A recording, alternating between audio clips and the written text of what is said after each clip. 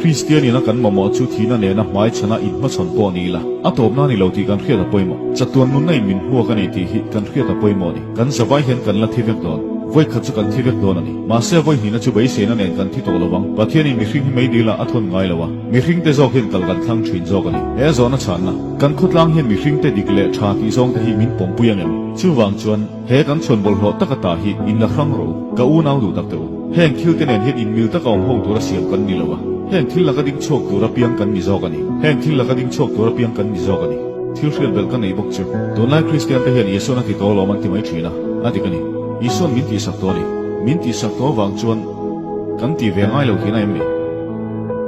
ani chon Peter khan inga tinge atiangai na tinge Johanna khan atiangai na tinge Zirtil te ho khan antiangai na tinge nin pumpe ngai iso na ti to lo kum zabi som hi na matra chan chin tha wanga luna hlan tu de kha engting nge ni ve Christian an chan chin ka zia rong taka Muslim ho ke bula ti hlum ni ta te kan u le nau te khoi kan pathian chu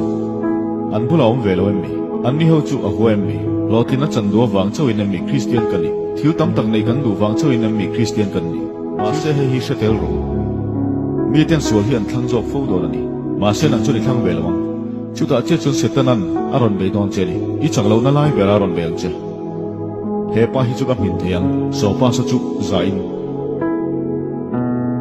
so pa sa chu noi zangai ti chuan an zawai mai chuan min ta veka an zawai mai chuan ka du thlan na lo du thlang turin zalen na kanei lo man ti veka chuan om zong zong te hian hei hi an khriat angai ni